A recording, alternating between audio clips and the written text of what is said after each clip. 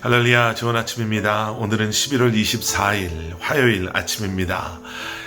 오늘도 우리 함께 하나님의 말씀 함께 묵상하시겠습니다. 다니엘서 4장 19절부터 27절까지 말씀 제가 먼저 봉독해 드리겠습니다.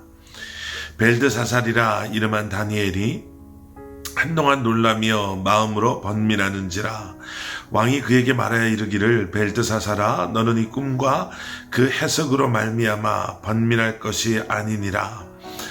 벨드사살이 대답하여 이르되 내 주여 그 꿈은 왕을 미워하는 자에게 응하며 그 해석은 왕의 대적에게 응하기를 원하나이다. 왕께서 보신 그 나무가 자라서 견고하여지고 그 높이는 하늘에 닿았으니 땅끝에서도 보이겠고 그 잎사귀는 아름답고 그 열매는 많아서 만민에 먹을 것이 될 만하고 들짐승은 그 아래에 살며 공중에 나는 새는 그 가지에 깃들었나이다. 왕이여 이 나무는 곧 왕이시라. 이는 왕이 자라서 견고하여지고 창대하사 하늘에 닿으시며 권세는 땅끝까지 미치심이니이다.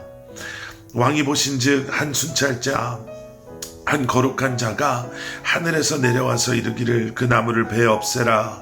그러나 그 뿌리에 그루터기는 땅에 남겨두고 새와 노줄로 동이고 그것을 들풀 가운데에 두라. 그것이 하늘 이슬에 젖고 또 들짐승들과 더불어 제 몫을 얻으며 7대를 지내리라 하였나이다. 왕이여 그 해석은 이러하나이다. 곧 지극히 높으신 이가 명령하신 것이 내 주 왕에게 미칠 것이라. 왕이 사람에게서 쫓겨나서 들짐승과 함께 살며 소처럼 풀을 먹으며 하늘 이슬에 젖을 것이요 이와 같이 7대를 지낼 것이라. 그때 지극히 높으신 이가 사람의 나라를 다스리시며 자기의 뜻대로 그것을 누구에게든지 주시는 줄을 아시리이다. 또 그들이 그 나무 뿌리에 그루터기를 남겨두라 하였은즉 하나님이 다스리시는 줄을 왕이 깨달은 후에야 왕의 나라가 견고하리이다. 그런즉 왕이여 내가 아뢰는 것을 받으시고 공의를 행함으로 죄를 사하고 가난한 자를 긍휼히 여김으로 죄악을 사하소서. 그리하시면 왕의 평안함이 혹시 장구하리이다 하니라. 아멘. 아멘. 느부갓네살 왕이 두 번의 꿈을 꾸게 됩니다. 첫 번째 꿈은 신상에 관한 꿈, 여러분 기억하시죠? 그리고 그 꿈의 해석은 왕의 개인적인 그러한 삶보다는 그 삶이 아닌 세상의 그러한 역사와 또 나라들의 역사들을 의미하는 그러한 꿈이었습니다. 그리고 두 번째 느부갓네살 왕이 꾼 꿈은요, 느부갓네살 왕의 그러한 개인적인 느부갓네살 왕에 관한 그러한 꿈이었습니다. 여러분 여기서 한 가지 좀 의문스러운 게 있습니다. 첫 번째 꿈은 왕이 그 꿈이 무엇인지도 말해주지 않았고 꿈을 먼저 알아맞혀야 했고 그리고 그 뒤에 그 꿈의 내용을 설명해야 됐기 때문에 충분히 많은 사람들에게 그 꿈을 알아맞히고 해석하는 게 불가능하다라는 것을 우리는 알 수 있었지만 이번 두 번째 꿈은 왕이 그 꿈의 내용을 이미 이야기하죠. 그런데 그럼에도 불구하고 어떻게 보면 꿈의 내용이 그리 복잡하거나 아니면 이해할 수 없을 정도로 신비스러운 그러한 꿈이 아니었음을, 바벨론 당시 나무가 사람을 의미했다라는 것을 한번 기억해 본다면 아마 조금 지혜가 있다라고 하는 사람들, 그들이 왕의 두 번째 꿈은 한번 맞춰보려고 한번 시도해보지 않았을까.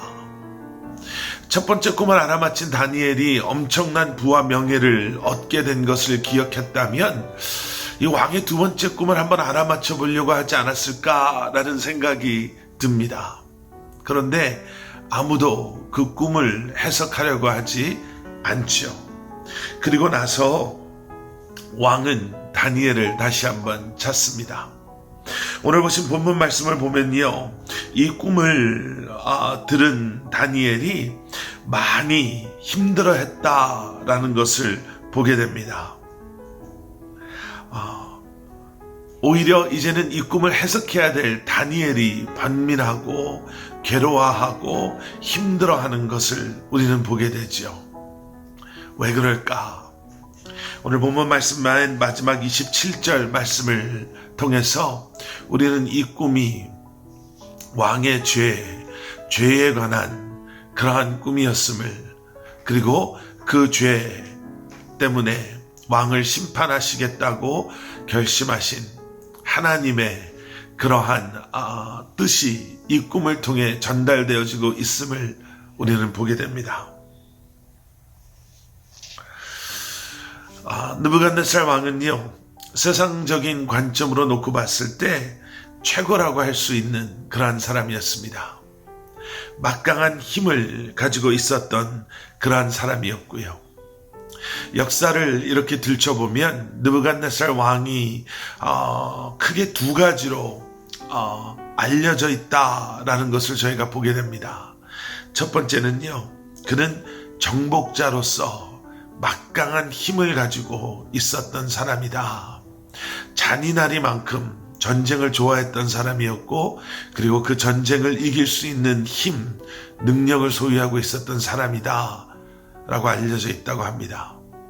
두 번째는요, 그는 건축물들을 통해서 자신의 위엄을, 자신의 힘을 과시하는 것을 즐겨했던 사람이다 라고 역사는 기억한다고 합니다.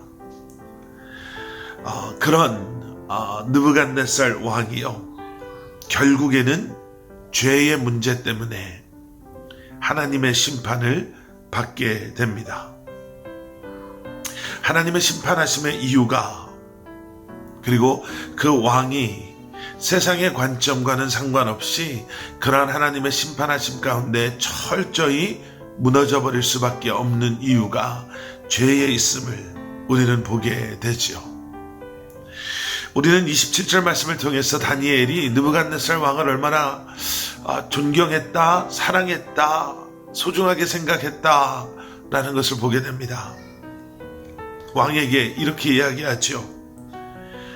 죄의 문제를 해결하지 않으면 어쩌면 하나님께서 이렇게 심판하시겠다라고 말씀하셨지만, 정말 죄를 회개하고 그리고 하나님 앞에 죄를 자복하고 나아가면 혹시라도 하나님께서 왕의 평안함을 허락하실지 모르지 않습니까?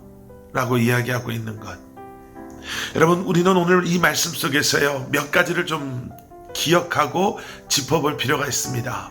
첫 번째, 여러분, 세상의 권세, 땅의 권세, 우리가 자랑하는 이 모든 것은요, 일시적인 것입니다.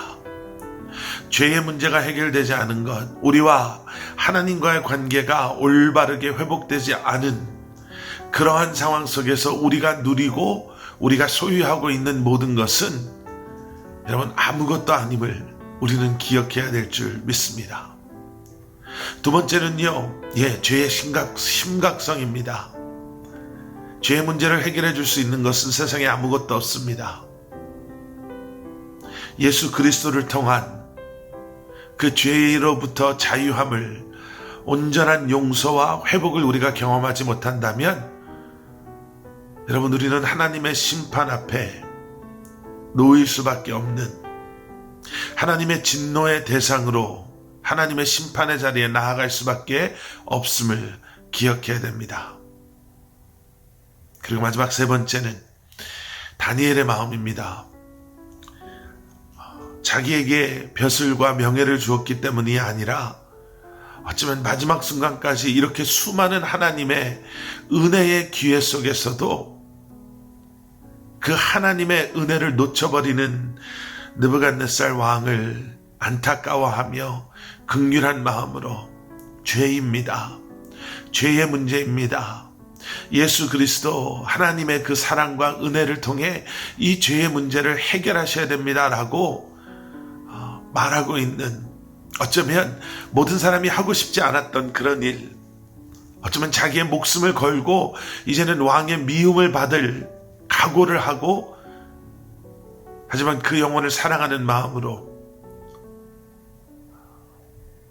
복음의 진리를 선포하고 있는 다니엘을 여러분, 우리가 다시 한번 기억하며 우리도 그러한 삶을 살아야 될 줄 믿습니다. 지난 주일 말씀을 마무리하면서 여러분, 이번 추수감사절, 여러분 사랑하는 여러분들의 가족, 자녀들, 아직 예수 그리스도를 인격적으로 만나지 못한 여러분들의 부모님, 자녀들, 친지들, 친구들, 여러분 먼 곳을 바라보지 마시고 여러분들 주변에 계신 분들, 그분들에게 이러한 긍휼의 마음, 그들을 사랑하는 마음으로 복음을 전하십시오 라고 이렇게 도전하고 여러분들을 권면했는데요. 여러분, 복음을 전하는 그 복음 전함의 시작은 주님께서 주시는 그러한 마음, 긍휼, 사랑, 안타까워하는 그러한 마음에서부터 시작됩니다. 여러분, 그 마음을 회복하기 위해서 다시 한번 오늘 이 아침 기도하시면서 주님 앞에 나아가시는 저와 여러분들 되기를 소원합니다. 함께 기도하시겠습니다. 사랑의 아버지 하나님, 주님의 그 은혜의 때를 놓치지 않는 저희들 되게 하여 주시고, 다시 한번 온전한 믿음의 관점을 가지고 세상에 안주하고 세상의 것을 쫓아가며 세상 속에서 우리의 삶을 허비하는 것이 아니라 주님께서 우리에게 맡겨주신 귀한 소명과 사명, 복음 전함에 있어서 믿음의 용기를 가지고 주님을 신뢰하는 담대한 믿음으로 주님 앞에 나아가는 저희 한 사람 한 사람 되게 하여 주시옵소서. 감사드리오며 예수 그리스도 이름 받들어 간절히 기도드렸사옵나이다. 아멘.